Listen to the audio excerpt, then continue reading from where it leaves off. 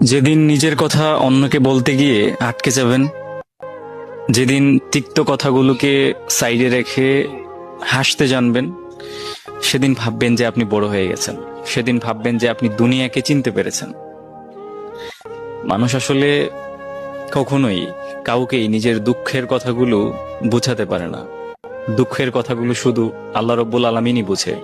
তিনি যে অন্তর্যামী, হৃদয়ের সকল খবর কেউ না জানলেও তিনি জানেন।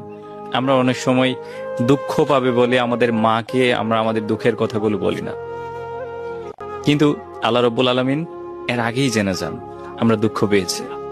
এজন্যই বলা হয় যে পৃথিবীতে যত ভালোবাসাই মানুষের প্রতি থাকুক, তার থেকেও কয়েক লক্ষ কোটি গুণ বেশি আমাদের সৃষ্টিকর্তা আমাদেরকে ভালোবাসে।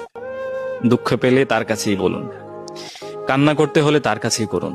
তার কাছে দুঃখের বিনিময়ে সুখ ফিরিয়ে আছে, তার কাছে দুঃখের বিনিময়ে সুখ আছে, তার কাছে চোখের জলের বিনিময়ে ফুটন্ত হাসি আছে। তিনিই পারেন আপনার অশান্ত আত্মাকে শান্ত করে দিতে, তিনিই পারেন আপনার অভাবগুলোকে বিমোচন করে দিতে।